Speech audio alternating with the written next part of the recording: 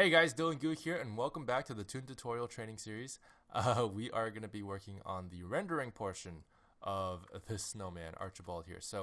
The rendering portion involves different solutions that we'll be using for the backface culling errors that we see, the clipping errors that we see with our first outline solution. So it's not perfect, but it gets a lot of cool things done still, so it is very necessary, especially for like these arms and stuff like that.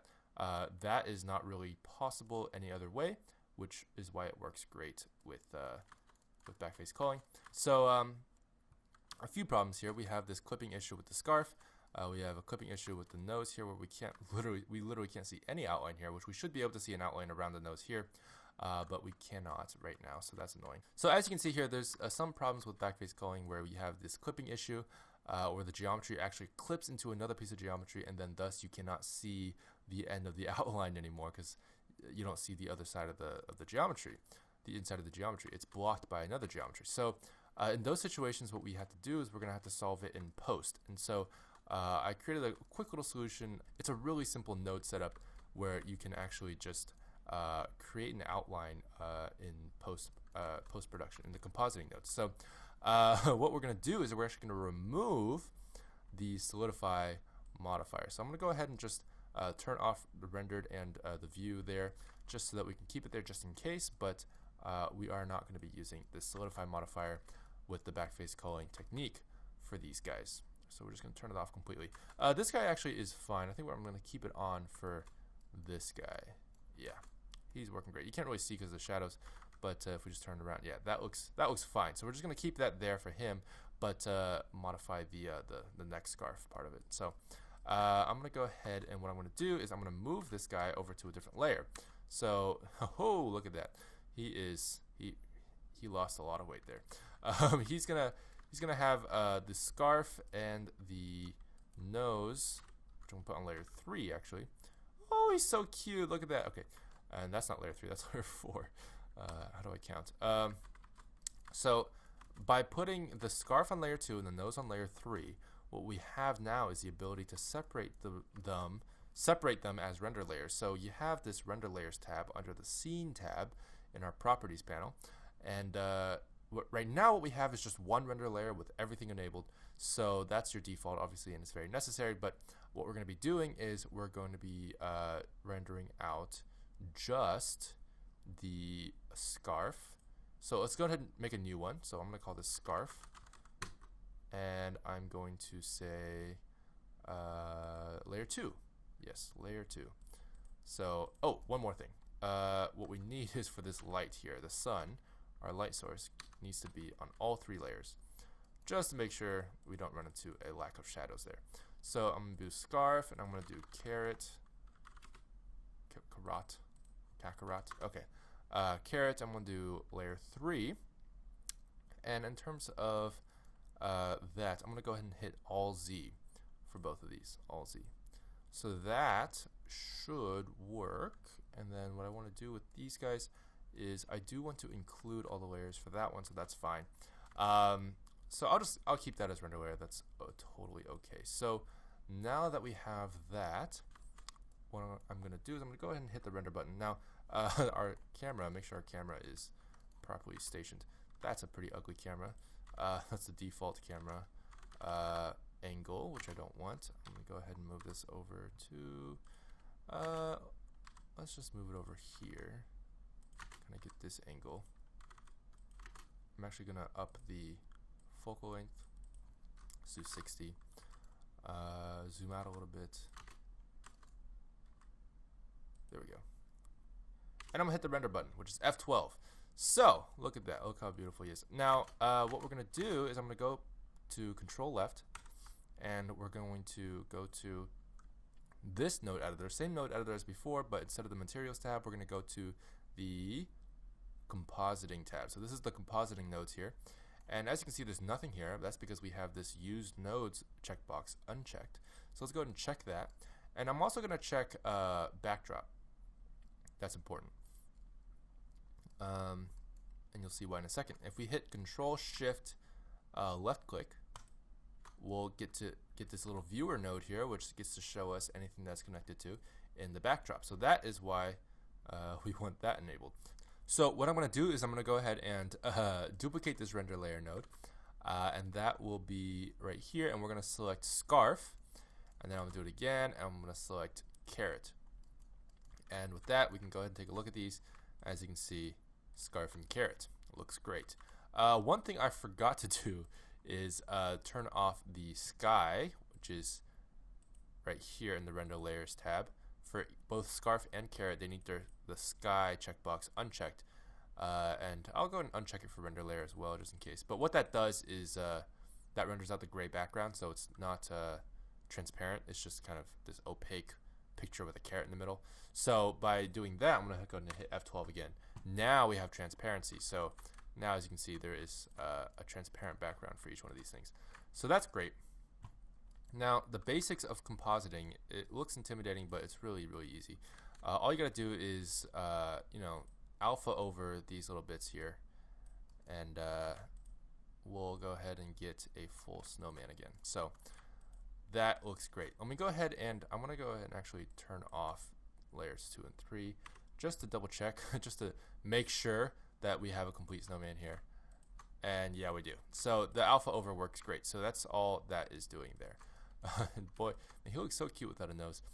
Let's go ahead and add that silhouette layer now. So in order to get a silhouette for our, for example, for our carrot nose here, what I'm going to do is I'm going to go ahead and add what's called a dilate/erode node, which I think is under filter, dilate/erode. And then, instead of the image, we're actually going to be using alpha for this. This is very important. Alpha gives you the entire outline, so the border really of the thing. So we'll have that, and then we're going to go ahead and get a mixed node here, and we're going to say difference.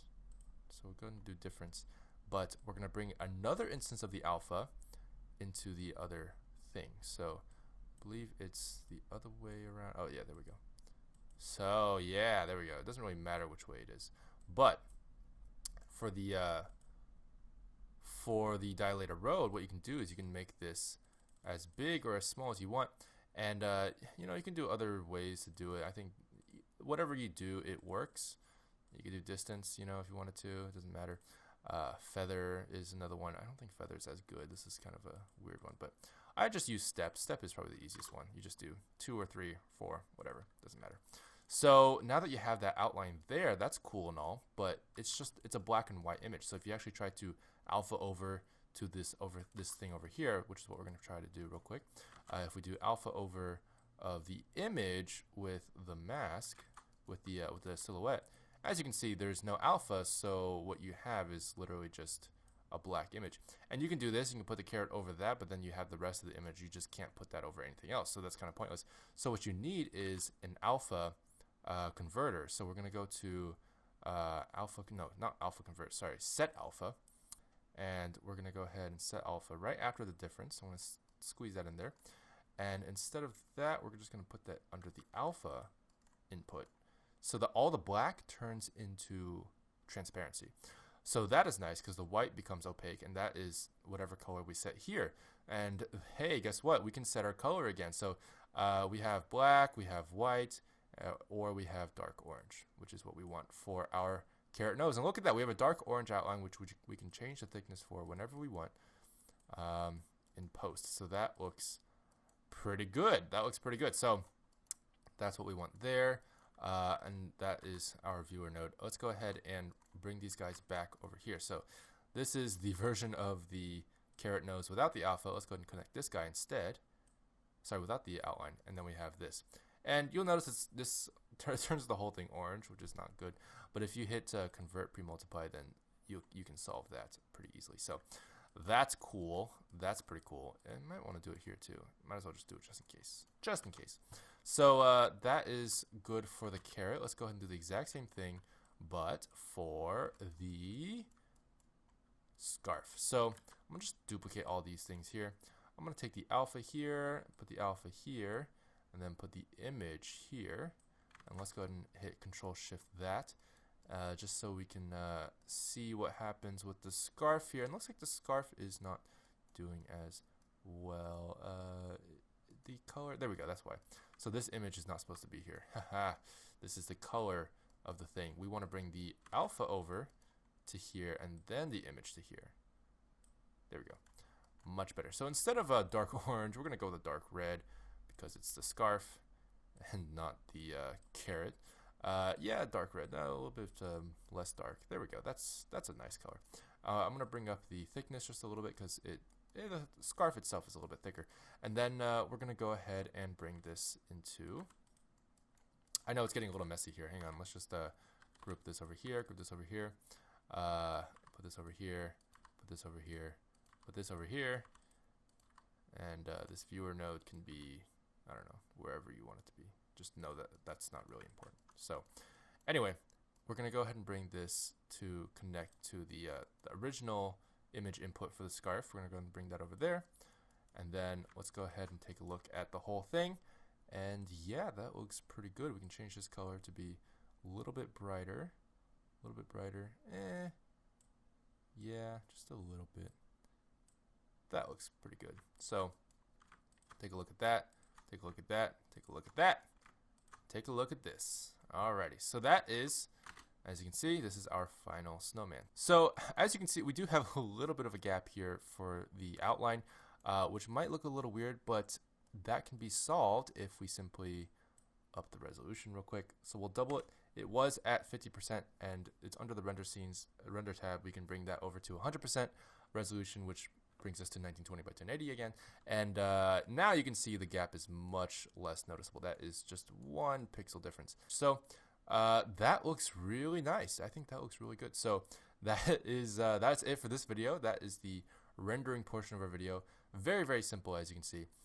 Just set up these 4 nodes and you have a nice outline.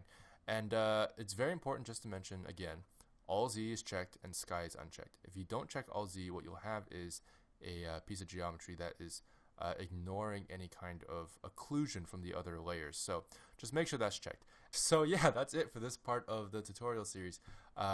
This covers basically the entire portion of the aesthetics of the workflow, where we kind of see the how to achieve the toon shaded look and stuff like that.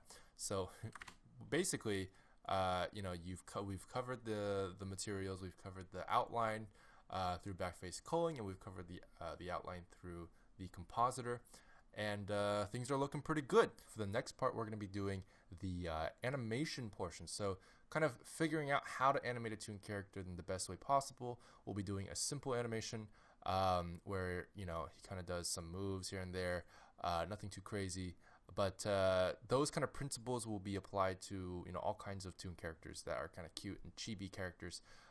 They animate very differently. So we'll be talking about that in part 3. So I hope you guys enjoyed this part. This marks the end of the toon shading portion of the toon shading tutorial.